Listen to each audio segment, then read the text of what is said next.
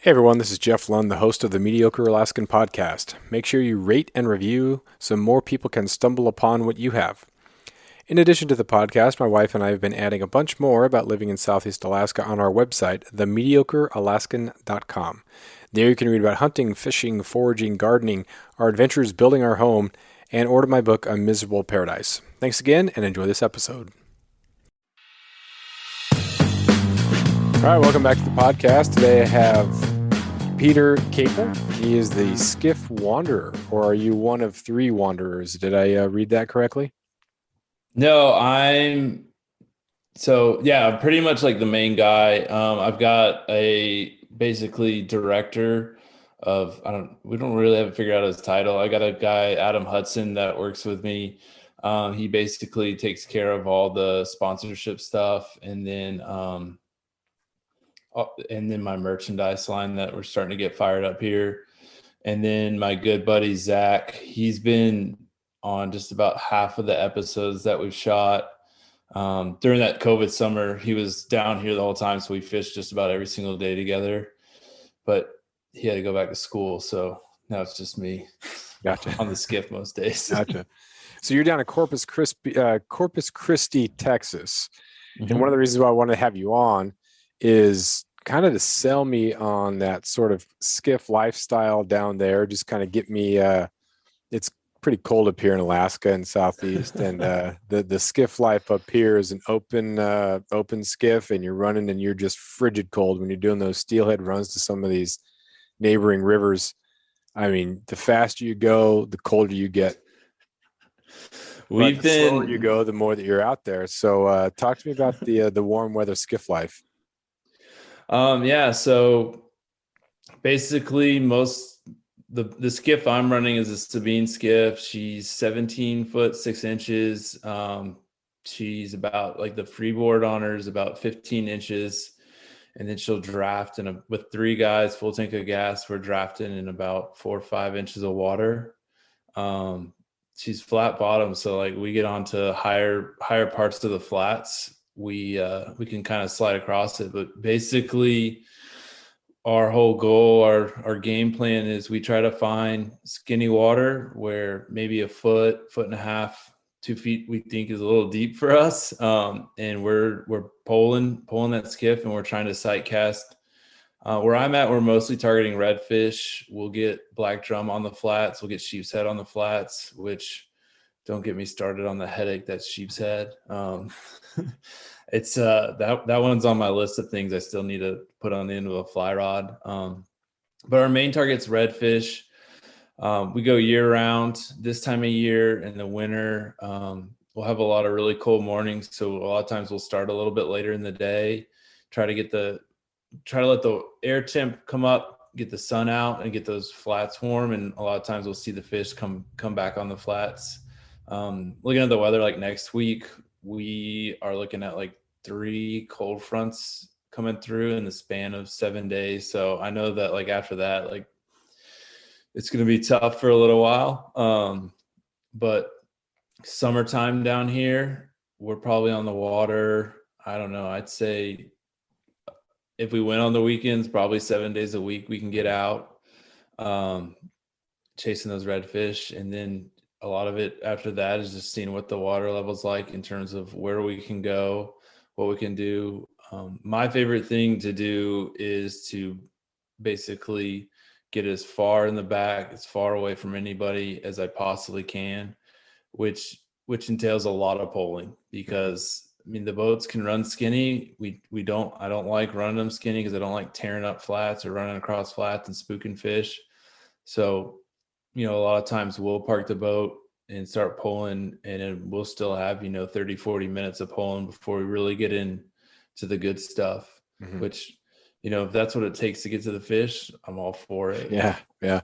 When I think of flats fishing, I think of bonefish. I think of tarpon. I've heard a little bit of redfish. Is there? I mean, is it one of those kind of hidden gem game fish, or what's sell me on the redfish?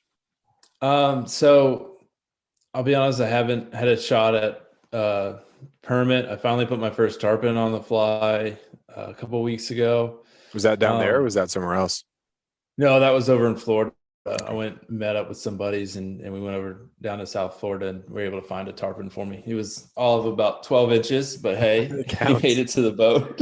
Yeah. Um, as for the redfish, man, it's something that, I think any angler that's really focused on a particular fish, they absolutely fall in love with. And I grew up in South Carolina, and we fished down. I grew up in Columbia, South Carolina, so that's about 2 hours from the coast.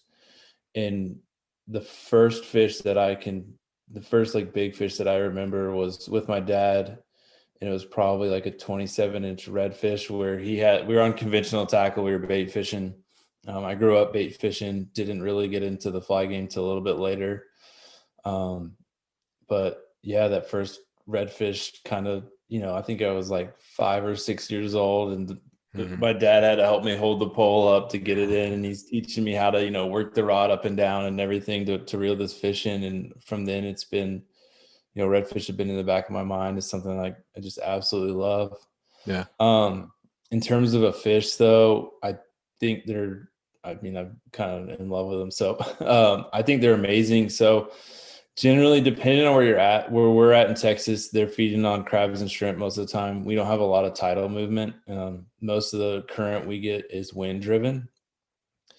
But one of the cool things about them is you can go offshore and you can catch them. You can go in the shipping channels and catch them, and then you can do what I do a lot of, which is get back on the flats. And what's really cool about them when you're sight casting like we are is you kind of get to watch them and see what they're doing, what they're thinking about, and you say what you're thinking about. But when you watch a fishing of, you kind of start learning their little habits. Um, it's one thing like you pull up on a flat, slick calm, and you just see these little red tails flagging all over the flats, and it just gets your heart really pumping. Yeah. And then in terms of sight cast, you start pulling along a flat, and you get this opportunity to you know see what you're casting at. And then a lot of times, most of the time you get to watch that fish's mouth open, you get to see him inhale that fly, and it's really, to me, it's just one of the best things in the world to sit there and watch happen over and over again. um I can tell you, I watched plenty of buddies. I've done it myself. Where you get so excited about, seeing that fish's mouth open, where you just pull that fly Oh right out of yeah. his mouth before he even has a chance. 100%. I've done Yeah. that so many times. I even do that now. And in deeper water, it's that much worse because you can see the mouth for so much longer. And then you're just Mhm. trying to wait and you think you're patient, but it doesn't happen at Yeah. all. That No. was, I grew up bait fishing too in the Southeast. We're just talking about volume fish. So you're at the river and you're casting, it just silvers, it just silver salmon or pink salmon. We Mhm. have a lot of variety, and it's just volume fishing. So it wasn't until I started fly fishing when I lived in California for a little bit that I was able to sight fish and just get that excitement of, oh man, there's the fish. But you can't just like run parallel to it or walk parallel to it and just cast right to it. It's not going to happen. No. How does so as you're polling, does that end up making a lot of commotion that could spook the fish, or do you have to kind of like push and then drift, or are you just making really long casts? Um, a lot of it depends on the day. I will tell you that, like I was saying earlier, I just spent some time in Florida and watching kind of the fish we are around in Florida or like Louisiana. A lot of those fish are a lot less spooky. The fish we're dealing with here in Texas, um, if you rock the boat casting, they're gone. If you speak too loudly, they're gone. In terms of the pole, like you get really good at figuring out how to get that pole in and out of the water as quietly as possible.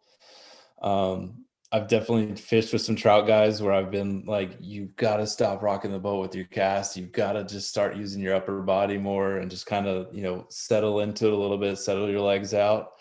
Um, we'll have days where I was out 2 days ago and they were sitting 10 feet from the boat. You could cast at them all day. They didn't care. They weren't eating, but they didn't care. And then we'll have days where we'll watch them spook 100 feet from the boat. Hmm.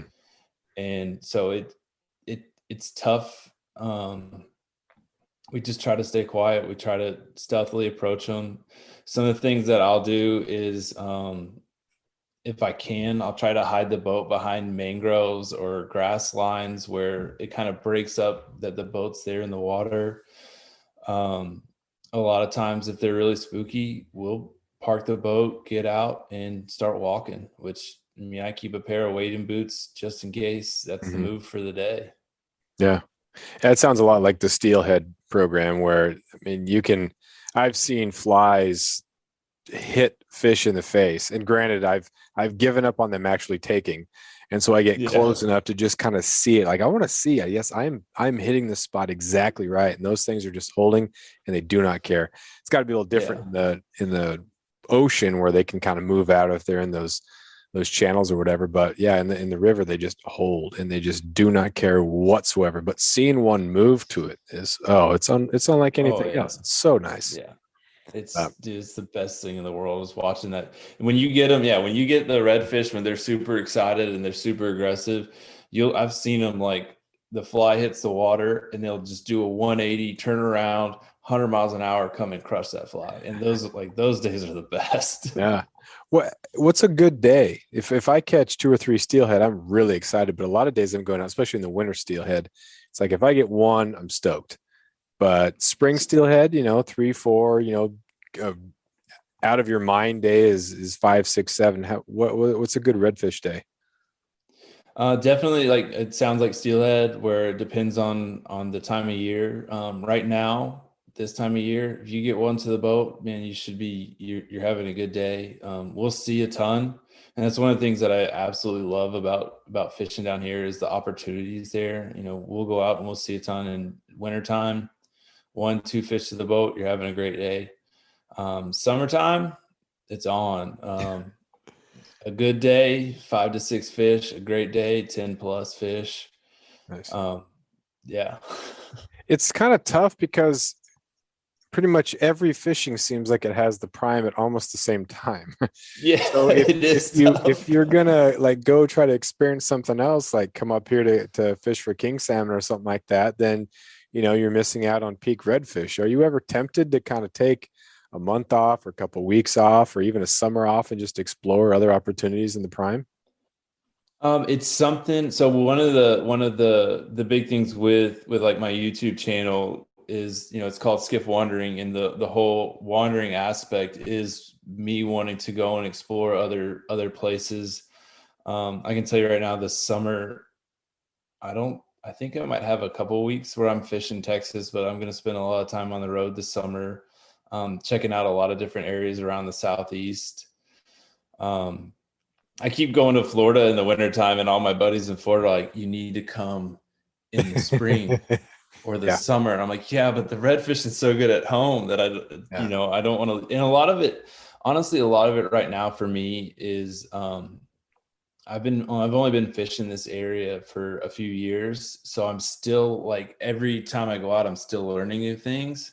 So it's hard to be like, all right, I want to set this aside because I still want that. I still want to, like, I'm so focused on trying to like master this area that it's hard for me to be like, I'm going to set it aside and I'm going to go fish someplace that I don't know.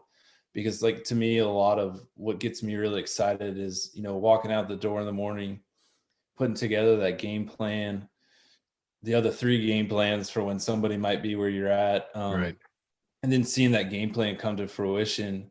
I absolutely love catching fish, but I also love the whole aspect of, you know having that kind of like deep rooted knowledge of a certain area. But no, I can tell you right now, like 100%, I want to go do so much stuff. I got a bunch of guys that fish up in the Rockies that are like, so when are you coming? I'm like, when's the best time? And they're like, June, July, August. I'm like, yeah. Yeah. It's so hard to compare. Like everybody has their favorite fish. The first fish I ever caught was in Kansas on my great aunt's property, and it was a catfish, but I was too young to really notice just how ugly they are. So once I caught my first salmon in Alaska, it was like, this is what a fish should look like. They're supposed to be Yeah. pretty and silver, and this is a fish. So it even took me a little bit to warm up to a brown trout just because it was yellow and it just looked weird. And then, anything with a mouth down, like a bonefish looked weird. And I mean, that's weird. I saying a bonefish looks weird, but I'm catching halibut. And I think halibut look normal. That's two eyes on the same side of the head, which is weird. But um, yeah, they're just these other experiences are. It's so enriching. Where are you going on this summer trip? Is it primarily like coastal stuff with the skiff, or are you going inland a little Mhm. bit?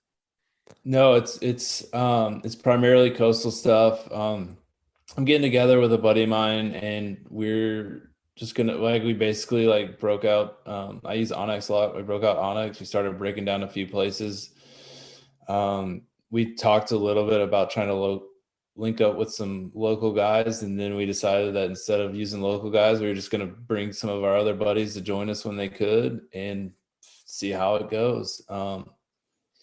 That's one of the things though, like I was able to fit. I mean, it's still really cool. Like when you do get to fish though in some of those areas with some of those local guys and get to see them, get really excited about showing off their home waters. Um, so I'm hoping to fish a little bit in Florida, Alabama, Mississippi, Louisiana this summer.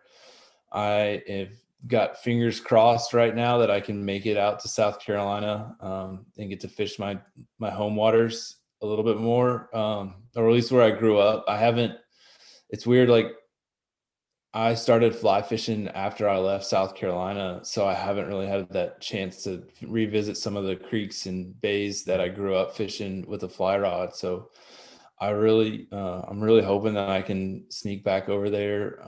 I got some really good friends that are like, dude, when are you coming home? When are you coming? We're ready for you. And I'm like, man, I'm trying to make the schedule work out. I haven't nailed anything down over there, but I fingers crossed.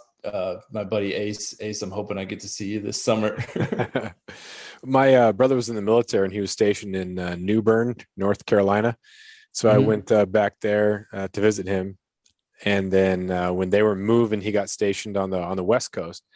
And he said he needed someone to drive his other vehicle. And I thought, oh, I will do that. How long do we have? Because I just want to fish everything as we go. And he's never fly fished before because he's been military, and then he's a doctor and wife and three kids.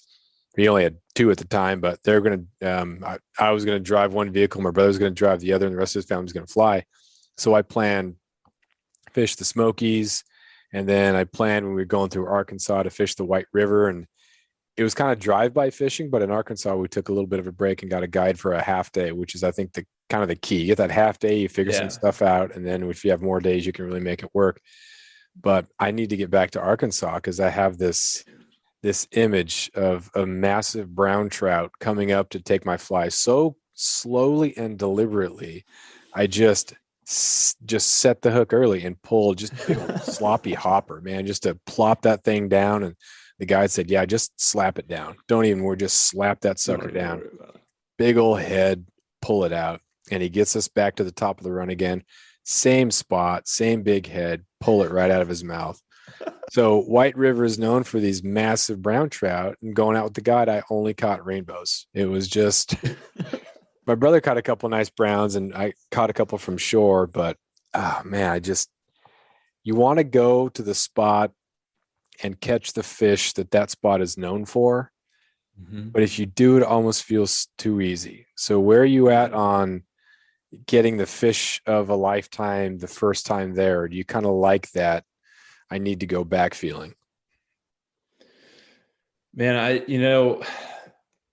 like so we went the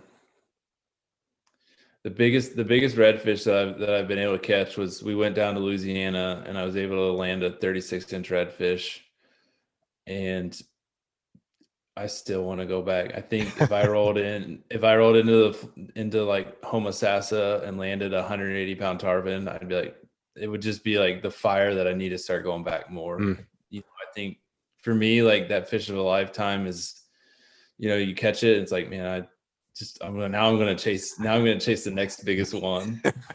Yeah, it's hard. You never get to that point where you feel like you've caught enough, and it sounds, I Yeah. don't know, it sounds weird to people who don't get it, Yeah. but it just never really ends. There's never that thirst that's been quenched. You just once the season it goes steelhead, and then it's all right, let's get some king salmon, and then it's whatever. And I'm sure it's the same down there with different seasons with the redfish and other opportunities. But man, there's so much to see though. Oh yeah. No, and it definitely that's one of the things I love about traveling is like we went down to I was down in Florida, and we got hit by some bad weather in terms of cold, and but just being able to go back and see just the scenery, meet the people, and just hang out, like it was 100%. Like I think it was some tough days on the water, but it was at the end it was worth it. Put my first snook on the fly, put my first tarpon on the fly. I mean, the snook was I think 15, 16 inches, but I was like, I don't care. Like still counts. My buddies are like, oh, we got to go find you a bigger one. I was like, I don't care, man. That was still awesome. Yeah. So where else do you want to go? You mentioned the Rockies a little bit. Is there anywhere else that's kind of on the list? I'm sure Alaska is. I'll just say it for you. Alaska is. I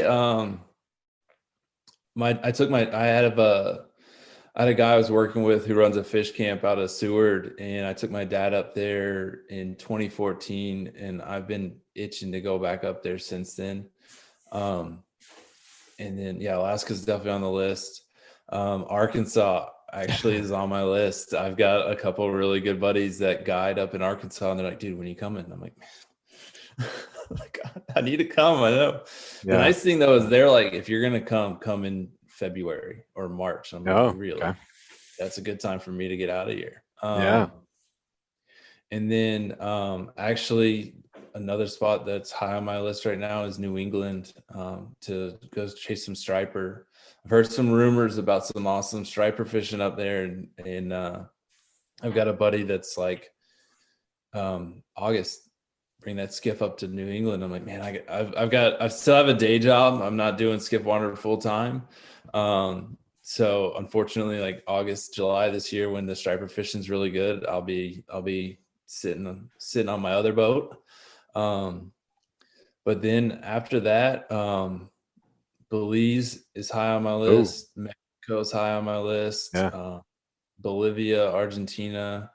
I worked down in, this is going to be terrible, but I've worked down in Chile for the last 10 years. I've never thrown a fly rod down there, and it's starting to bother me a lot. Oh, that's crazy. So I did a little, you were on icebreakers, is that right? Mm-hmm. Or have been on icebreakers?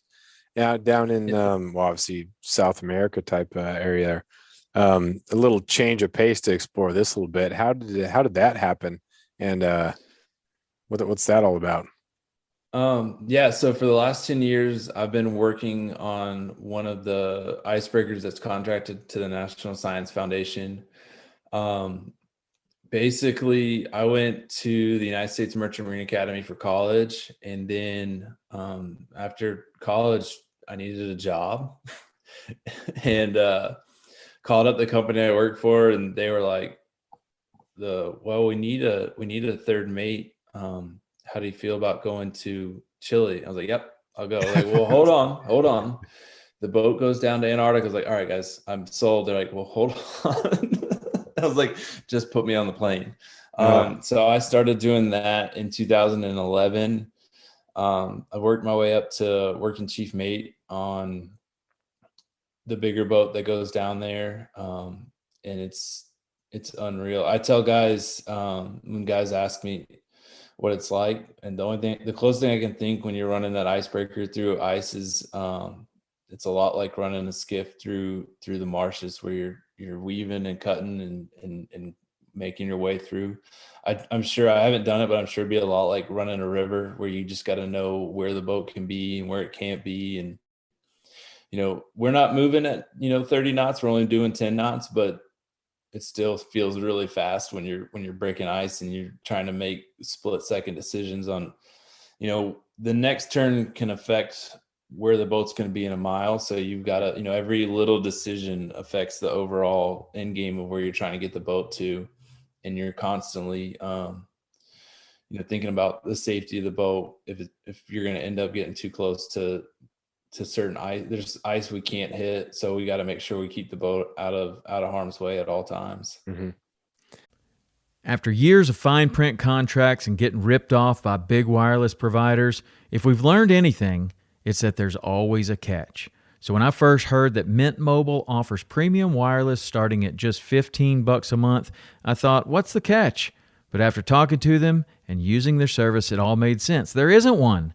Mint Mobile's secret sauce is that they're the first company to sell wireless service online only. They cut out the cost of retail stores and pass those sweet savings directly to you. For anyone who hates their phone bill, Mint Mobile offers premium wireless for just $15 a month. I was hesitant about having to get a new phone and a new phone number, but with Mint, you can use your own phone with any Mint Mobile plan and keep your same phone and your same phone number along with all of your existing contacts. Mint Mobile gives you the best rate whether you're buying for one or for a family, and at Mint, families start at 2 lines.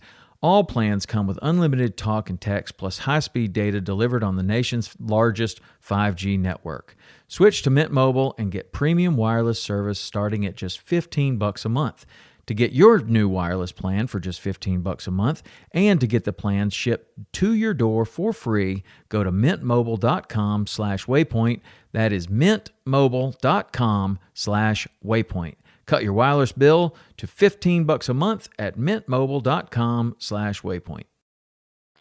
Is there, like, what percentage of you is convinced that you want your kind of hobby to become the full-time job? Are you okay right now with both and the half and half or whatever it is breakdown, or you definitely want to go full scale, full tilt skiff life?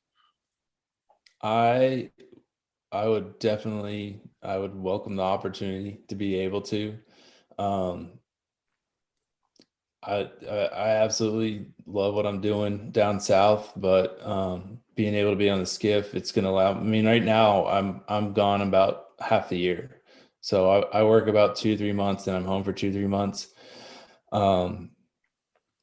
Being able to go full time with Skiff Wanderer, it let me be home a lot more. Let me be around my family a lot more.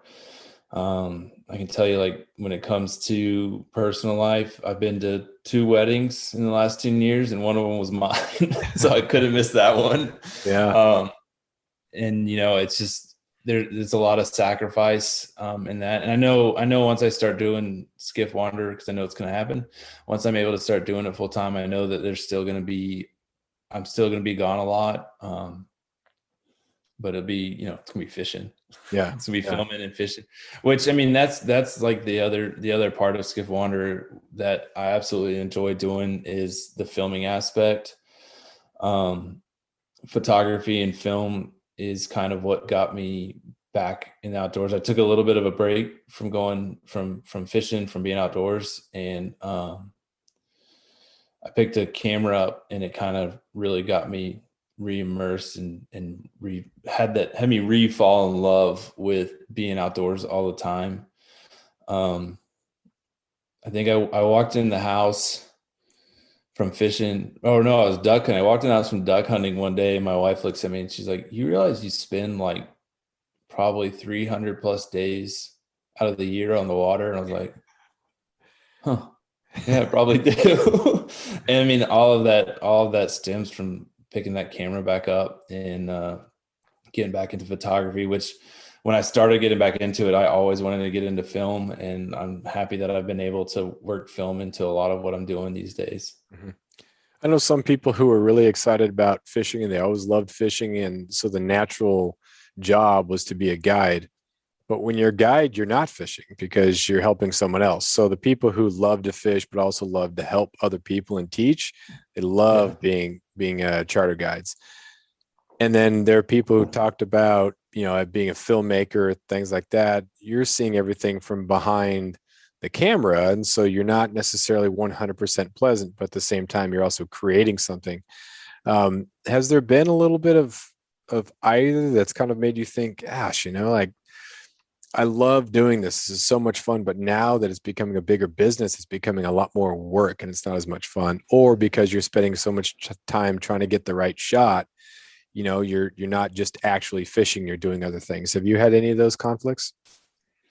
Honestly, not really. When it comes to like shots and stuff, I've been blessed with getting to work with some amazing filmmakers and photographers that have kind of helped me a lot advance as quickly as I think I have in terms of filmmaking.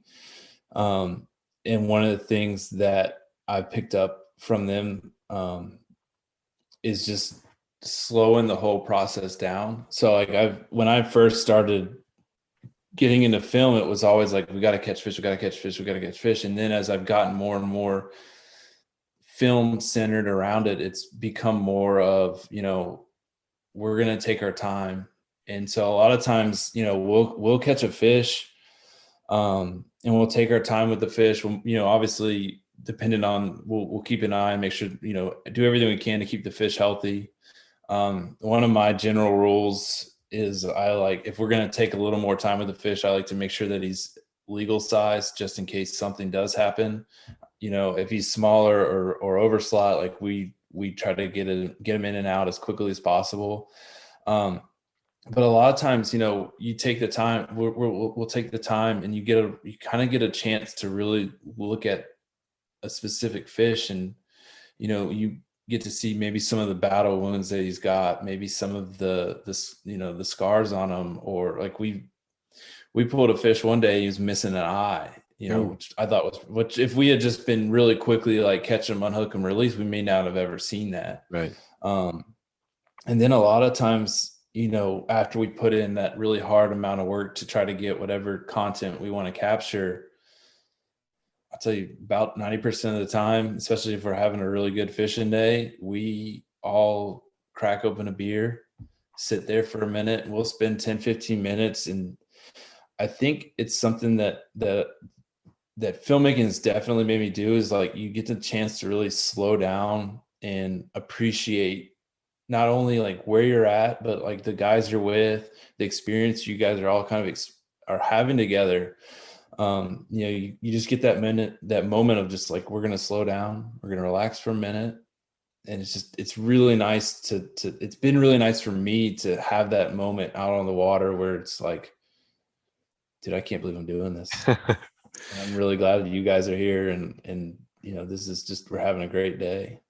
What's helped you develop like a film style? Have you watched some of the fly fishing film tour stuff, or is there any specific thing that you watched that kind of helped you or influenced you? And then obviously you put your own sort of way to it, but what's kind of helped you develop your style? Making mistakes. A lot of it is making. I honestly think I'm still kind of working on the style I want. Honestly, a lot of my initial inspiration came from snowboarding videos. I used to do a lot of snowboarding, and, you know, right before you go snowboarding, everybody's watching all the snowboarding films, you know, like stuff like Art of Flight. Like, I don't know how many times I watched Art of Flight, and you just get all pumped up. And so as I got into fly fishing, you know, I wanted that same thing of like, oh, we're going to watch some fly fishing films, we're going to get all pumped up. And like, there's a handful of out there, but there's not a lot of those like fast, quick cuts, action. And so that's what I really wanted to do was have that. When I started filming, I was like, man, I want it to be something where, like, if you're watching it, you're like, this is getting me amped up to go fishing. Because a lot of when I started getting about outdoors, a lot of what kind of turned me into wanting to pick the camera back up was watching films. You know, I watched Full Draw Film Tour. I was doing a lot of hunting back then. So I was watching Full Draw Film Tour. It's like, man, I want to learn how to make videos like this. F3T or Fly Fishing Film Tour has definitely been a big influence. And then I'd say the other one is a lot of guys that I consider friends now that have their own YouTube channels. Guys like the guys that do the Short Bus Diaries. I've been lucky enough to meet a few of those guys, and, you know, the films Scotty puts out are amazing. And I'm starting to now try to incorporate some of the stuff he does. Guys like Eric Estrada, what he's doing over in Florida, trying to incorporate a little bit of his style as well. Not trying to rip it off, but, you know, you kind of see what's working, and you're like, man, I wonder if I can make, just as a challenge to myself, it's like, I wonder if I can make something that's similar. And then I actually like the first kind of anything different than I've ever done should be coming out. I don't know when this podcast will come out, but it should be coming out like in the next few days. And it's like, for me, it is 100% completely different, something I've never done before. And I'm pretty excited just to see the reaction I get from it. One of the things I've learned, I've been doing photography a lot longer than filmmaking. And one of the things I've learned is, with those processes, you can never stop trying to get better. I don't think I'll ever master it. I think I'm always going to look at stuff other guys are doing and want to, try to incorporate some parts into my own work. And I think as a photographer, as a filmmaker, I think you have to do that. I think you have to try to keep pushing yourself, or else, it can get a little tedious. And that's whenever I feel like I'm just kind of in a rut, I'm doing the same thing over and over. That's when I really start trying to see what else is out there, what else I can do to make what I'm doing, keep it exciting for me and keep it exciting for everybody watching. Yeah.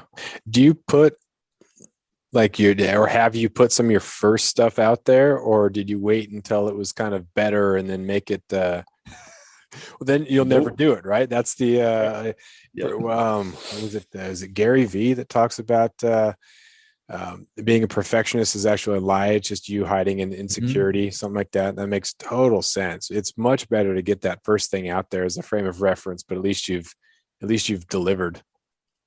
So that was and it's one of those like kind of hidden things that if you pick up on it, I think it's awesome. But one of the things behind the channel was I wanted it to show my progression as a filmmaker. I think if you went back and looked at some of the first videos I put out, you'd be like, I still enjoy watching them, but I also see I watch them now and I'm like, ooh,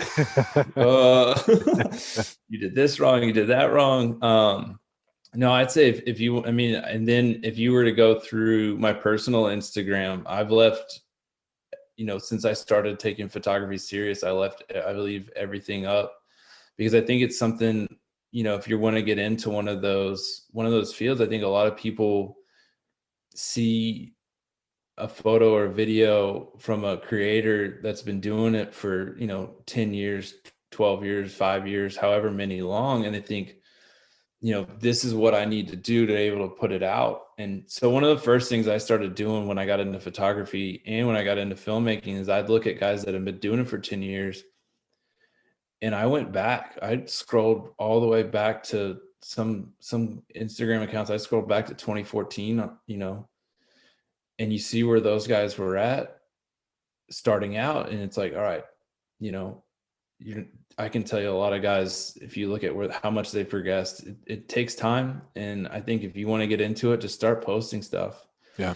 I think the next best thing you can do is try to surround yourself with people that'll give you honest feedback. It's one of the things I always I'll show somebody something and, when they go, oh yeah, that's great. It's like, I want the friends that are like, you show it to them, they're like, make that shorter. Yeah. Fix your audio. Don't use this kind of lens, or don't get this shot, or do this, and you should have done that. That's the stuff that helps me grow as both a photographer and a filmmaker. Yeah. I was say that. I was trying to get away with just as cheap as possible with the podcast. And I did a Caribou recap, and someone gave me a 5-star review and said, great content, but horrible audio, because I was just putting the cell phone down on a table.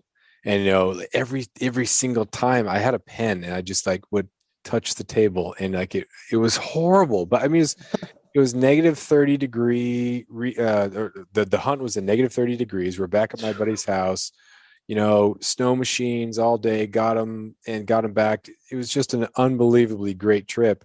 And the audio is terrible. It's like, dude, you gotta invest in this a little bit. And yeah, I was kind of embarrassed. I'd gone 180 some episodes without putting money into the quality of the sound. And now I'm happy I have the stuff, but man, the same thing with the video. You can shoot stuff with a cell phone, but you can't shoot outdoor stuff with a cell phone. You just can't get it's not even really being competitive. It's just not the same. You're not going to want to watch it over and over again if it's just grainy and zoomed in. So how much, you don't have to say exactly how much, but how much was that in your progression as a filmmaker, getting better gear? So when I started, like I said, I started with photography, and I started on a cell phone, and then I realized like this isn't going to cut it. And I had I still have it sitting on my shelf right next to me. I had a Canon Rebel T3i. Oh yeah. That I'd had. Yeah. Oh yeah. A little kit camera. I started with that thing. And actually, I don't think it's on YouTube. I've done films with it. I don't know. I don't think that one's on YouTube. My buddy and I went out west and we did an elk hunt, and I filmed with it. But I will tell you, like, that little Canon, I ran that thing until, I used it until it just couldn't keep up with what I wanted to do.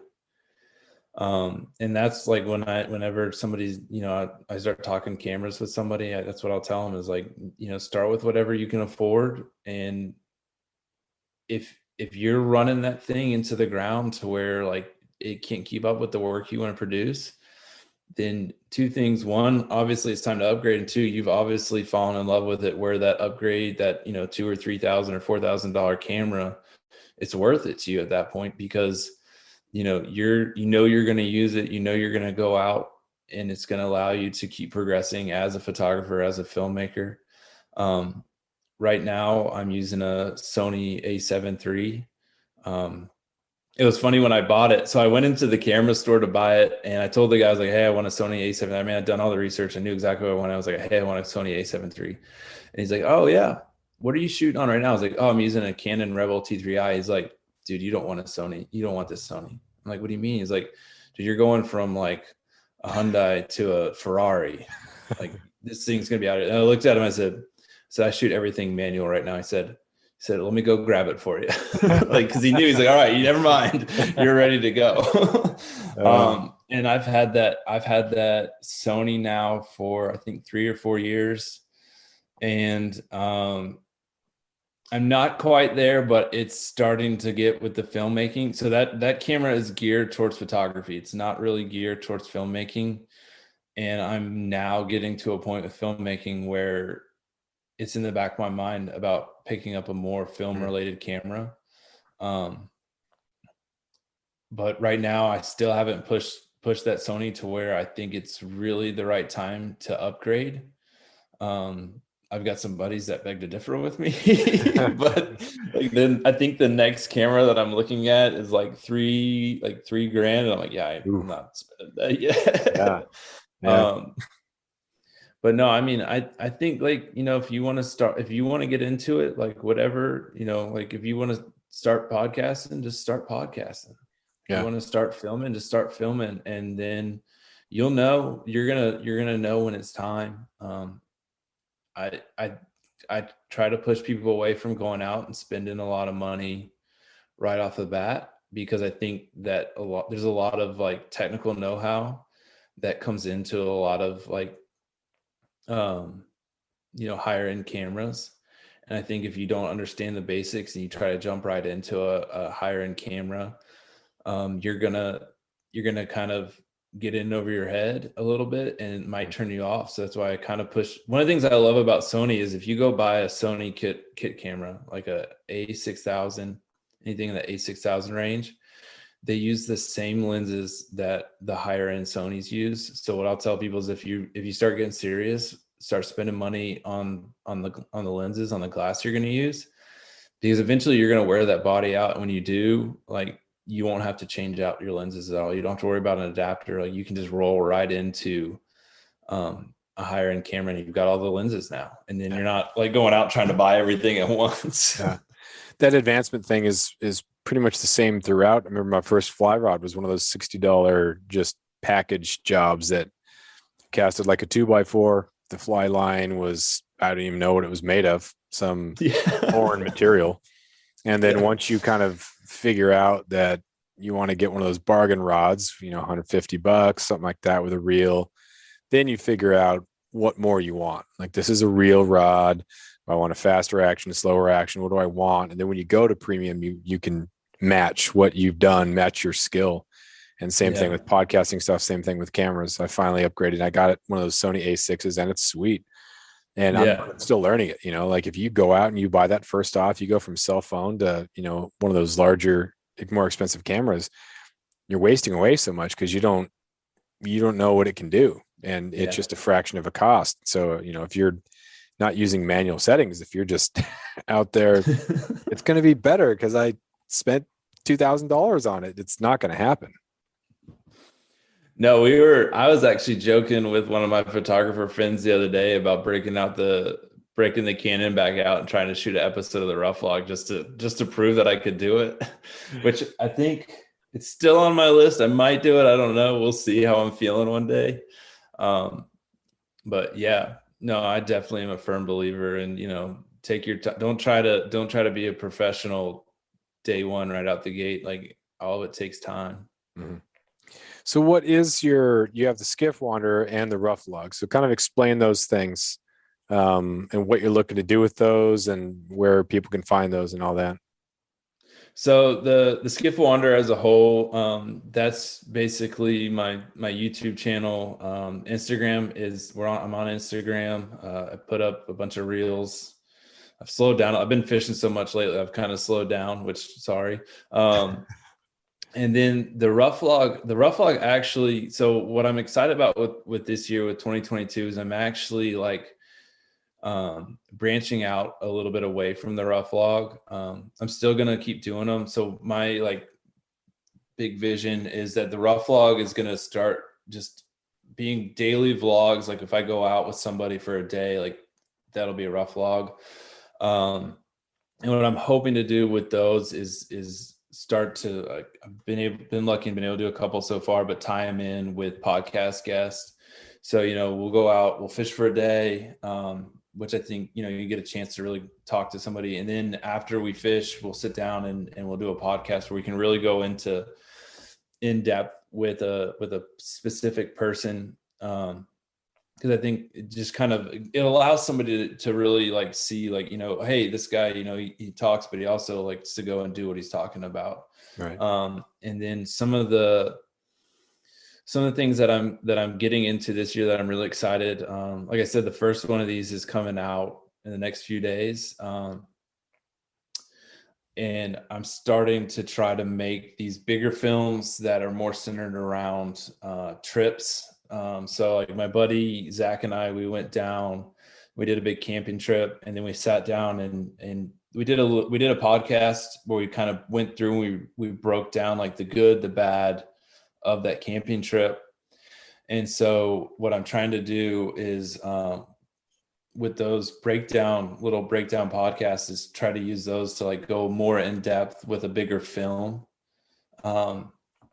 And I don't know, we'll see. The first one should be, like I said, it should be coming out in the next few days, and I don't know how it's going to go. But yeah, so that's one of the big things I'm focused on this year is a lot of the stuff I'm doing this summer is trying to make bigger films out of it. Multi-part series around some of the trips. And then, keep doing rough vlogs as I get to, hopefully it'll allow me to, get to fish and meet some really cool people. Yeah. Nice. It's great. Well, thanks for being on here, man. I really appreciate your time. Where can people find you on Instagram and all that stuff? The Skiff Wanderer, Instagram, TikTok, YouTube. It's all the Skiff Wanderer.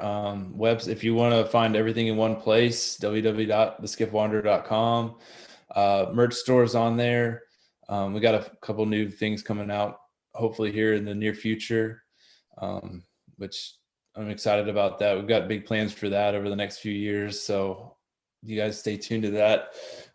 No, Jeff, really appreciate you having me on. I got to convince you to come down to Texas. Hopefully I sold you a little bit. Hey man, like last week when it was 37 and rainy, Yeah, that sounded pretty good, but it's been nice the last 2 days. It's been 37 and sunny. So we don't have any snow on the ground. So, like Southeast Alaska is not that up north where it's just crazy. When I went on that caribou hunt, it was last March and it was -30, and it was just, that's the interior. That's the real Alaska. That's pretty rough. When I stay inside. Yeah, but I mean, hey, you don't go to or live in interior Alaska to stay inside. So That's true. something to do. Otherwise, you move immediately, or you never move in the first place. But thanks again, man. Looking forward to it. Probably do some binge watching on the old YouTube. Yeah, thank you. Thank you for having me. Thanks, man. Take care. All right, you too.